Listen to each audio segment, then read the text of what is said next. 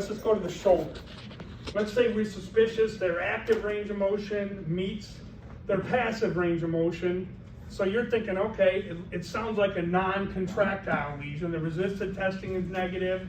So we've got kind of the three categorizations of a non-contractile lesion. So we think it's something like capsule or something like that. Then you could use your accessory motions and try to get a percentage limited. Some people think they can do 10, 20, I don't. To me, it makes no sense. I don't think it's that easy to grade.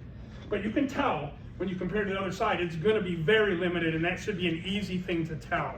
So you can use accessory motions like this for part of the evaluation, but then also, if they're limited, go ahead and use that accessory glide or joint mobilization for a treatment. Okay?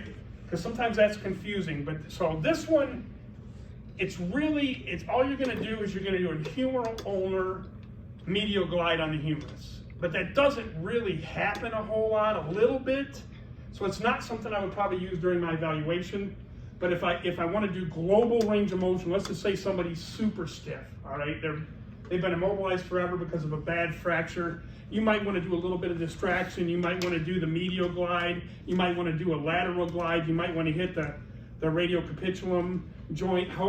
Just sometimes you need to do all of them if it's a global tightness. So this is one of them, okay? So let's go, so you can see the position. I did look up some of the loose pack positions. So the loose pack positions of the joint, closed pack is when there's maximum congruity. It usually doesn't move. Loose pack is just the opposite. So the loose pack for the humeral ulnar is 7 degrees flexion, 10 degrees supination. Well, you're not going to get 70 degrees of flexion to do this, but they probably have 40 or so there. And there's a chart in there. If you don't, guys, there's a chart in your lecture on these, because that's just right where I took it from. So all you're going to do is your hands are going to cross. So you can see his right hand is up above the elbow joint line.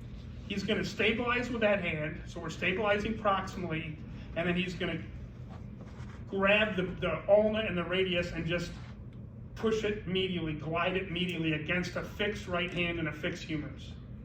Okay? Not going to have a lot of motion on this at all, but let's go ahead and try that. Yeah. Would you want to do any distraction before? You can, yeah. Okay. So when you have the left hand, you can definitely distract. You're probably not going to get a ton there, but always try to get a little bit of distraction. I'll click it over on that. And then